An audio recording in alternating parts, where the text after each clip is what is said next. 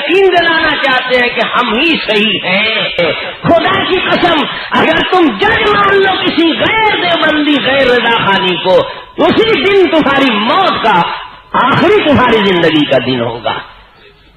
السلام علیکم ورحمۃ اللہ وبرکاتہ. میں محمد امتیاز پلامی. معزز ناظرین، اس سے پہلے کہ مناظر اسلام حضرت علامہ و مولانا سید طاہر حسین صاحب غیابت دامت برکاتہم العالیہ کا قیمتی بیان آپ کی خدمت میں پیش کروں، اس بات کی وضاحت کرنا مناسب سمجھتا ہوں کہ فرقہ بریلویت اس وقت ایک ایسا فرقہ ہے جس کے عقیدے کے مطابق پوری دنیا اسلام کے مسلمان کافر ہے.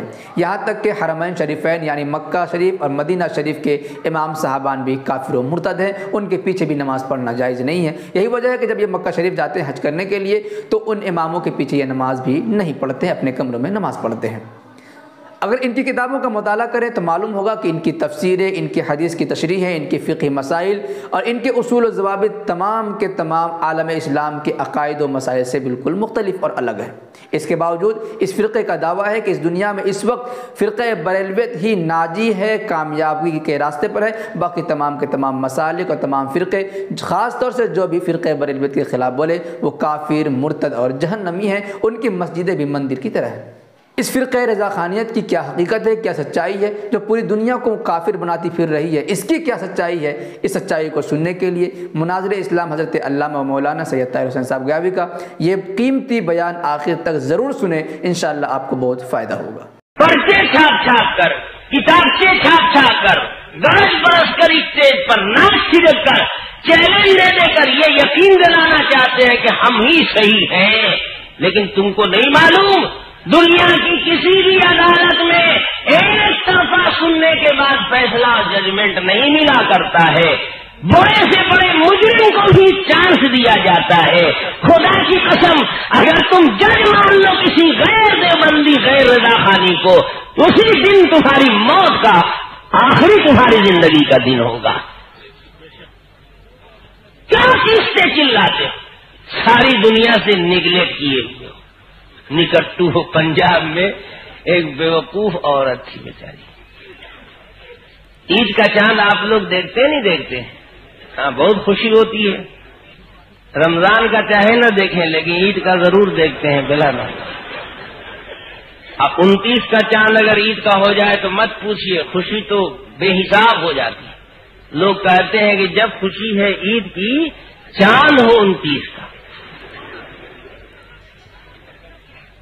تو 29 شعبان کو پنجاب کے قصبے میں چاند دیکھنے کے لیے بچوں میں، جوانوں میں، بوڑھوں میں، عورتوں میں ایک لہر سی دوڑی. اور مغرب کے بعد، مغرب سے پہلے، نماز سے پہلے جیسے ہی آفتاب غروب ہوا، چھتوں پر، میناروں پر، اونچی جگہوں پر، پہاڑیوں پر، ٹیلوں پر نظر جمع کر کے چاند دیکھ رہے ہیں، تلاش کر رہے ہیں. تو چھت پر جو عورتیں چڑھی ہوئی تھیں ان میں سے ایک عورت کی نظر چاند پر پڑ گئی. اس نے شور مچایا، چاند نکل آیا، ہو گیا، چاند ہو گیا، عید ہوگی صبح.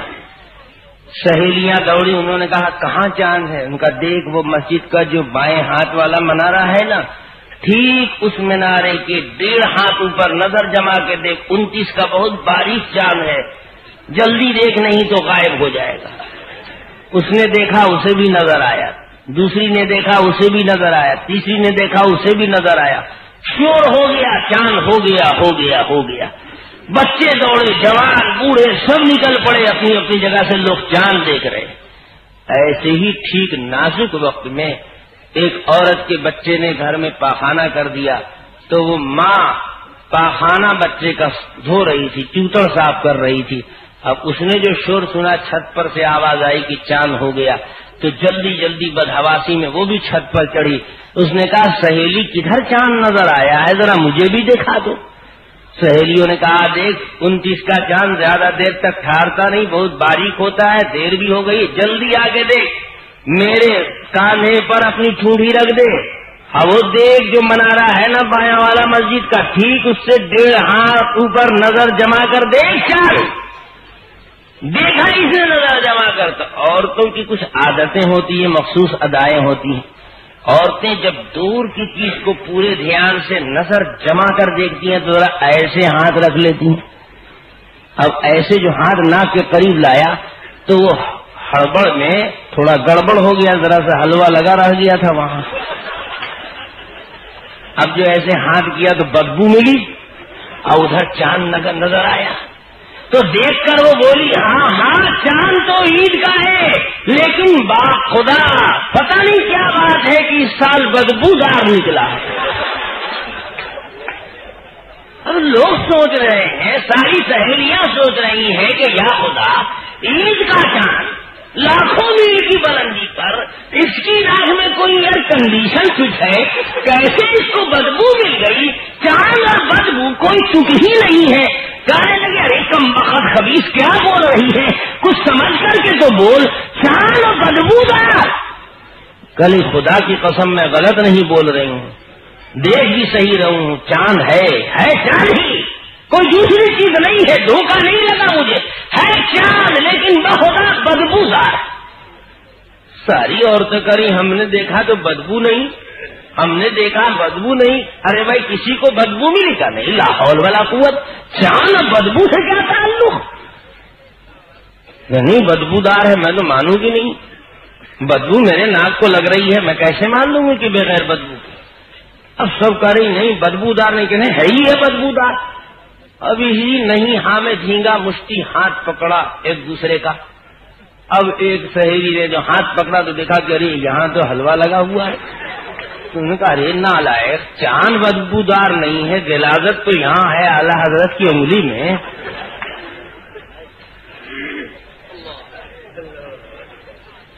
علماء دیوبند بدبودار ہوتے پوری دنیا کے افق پر چمک رہے ہیں. شام والا بھی کہتا کہ بدبو آ رہی ہے، مکہ مدینے والا بھی کہتا کہ بدبو آ رہی ہے، انڈونیشیا والا بھی کہتا کہ بدبو آ رہی ہے، حلب والا بھی کہتا کہ بدبو آ رہی ہے، فلسطین والا بھی بولتا کہ بدبو آ رہی ہے. لیکن بدبو آئی خدا کی قسم جو رضا خانی کو آئی. ہم کہتے ہیں تیری انگلی چیک کرے، حرم کے میدان میں آجا، حرم مدینہ میں آجا، حرم کعبہ میں سارے دنیا کے مسلمان جمع ہیں، بڑے بڑے غوث و قطب و ابدال جمع ہیں، پورے دنیا کے چیدہ علماء جمع ہیں، صوفیاء اہل اللہ جمع ہیں، اللہ کے مقبول بندے جمع ہیں، سب ایک پلیٹ فارم پر ہیں، سب چاند مچا رہے ہیں. رضا خانی کہاں ہے؟ کمرے میں گھسا ہوا، نمازیں نہیں ہوئی. کاہے بھائی؟ کافر ہے حرم کا امام، مرتد ہے. ارے کافر ہوتا تو انڈونیشیا والے کو بھی تو نظر آتا، ترکی والے کو بھی تو نظر آتا، شام والے کو بھی تو نظر آتا، حلب والے کو بھی تو نظر آتا، غوث کے شہر خواجہ بغدادی کے شہر کے باشندوں کو بھی نظر آتا. لیکن پوری دنیا اسلام ایک ساتھ یہ نکٹو شاہ بدبودار نظر آتا.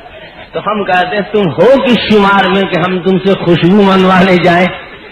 صبح سے شام تک تسبیح لے کر پڑھتے رہو علماء دیوبند کافر ہے، کافر ہے، کافر ہے، کافر ہے، کافر ہے، کافر ہے، رکھتے رکھتے مر جاؤ خدا کی قسم. کون تمہاری سنتا ہے؟ تم ہو کس قطار و شمار میں؟ بیوقوف بنانا چاہتے ہو، ایمان ثابت کرو. بے ایمانو، کون تم سے ایمان مانگ رہا ہے؟ ہمارا ایمان دنیا میں چل رہا ہے، دنیا مسلمان مانتی ہے. تم خیر مناؤ کہ تم ہمیں مسلمان نہیں مانتے ہو تو تم بھی ہو مسلمان یا نہیں ہو، تم اپنی خیر مناؤ. اس لیے اس بحث میں نہ جائیے کہ ایمان یہ تو ہتھیار ہے. نہ لڑکا آگ کہے گا نہ سونا ہوگا، نہ رادھا کے نومن ہو نہ رادھا ناچے. یہ پیترا ہم خوب جانتے. ایمان ثابت کرو. اللہ بتائیے ہے کون کی ایمان کی بھیک ان سے مانگے؟ آئیے ہم کو مسلمان مان لیں گے تو ہم مسلمان ہو جائیں گے. ارے تم کو اگر ہمارا ایمان میں شبہ ہے تو ایمان کے دشمنوں سے بالٹھا گرے سے پوچھو کہ ایمان کہاں تمہیں نظر آیا. ہمارا ایمان فرعون بھی مانتا ہے، حامان اور نمرود بھی مانتا ہے، ابو جہل بھی مانتا ہے، صدیق اکبر مانتے ہیں، فاروق اعظم مانتے ہیں، شہر رسول مانتا ہے، بیت اللہ مانتا ہے، حرم کعبہ مانتا ہے، دنیا اسلام ہمارے ایمان کو مانتا ہے. تم نہیں مانتے، اپنی قسمت پر ہو، وہ تمہارا سکہ کھوٹا ہے.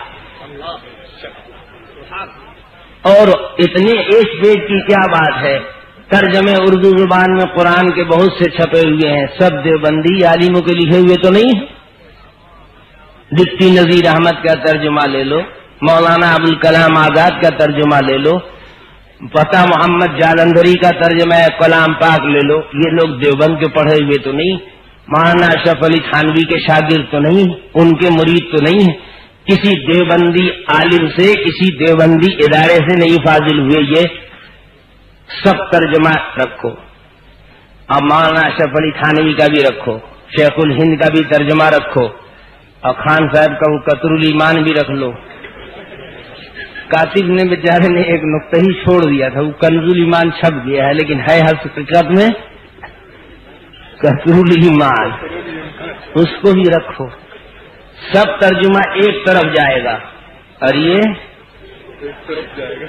اگر چوری ہم نے کیا ہوا ہوتا تو ہم نہ ملتے سب سے، لیکن ہم سب میں مل رہے ہیں اور تم کسی میں نہیں مل رہے۔ ہماری نماز سب کے ساتھ ہو رہی ہے، تمہاری نماز کسی کے ساتھ نہیں ہوتی۔ ہمارا ایمان ہر جگہ چل رہا ہے، تم بے ایمانو صرف کریلا اور نیم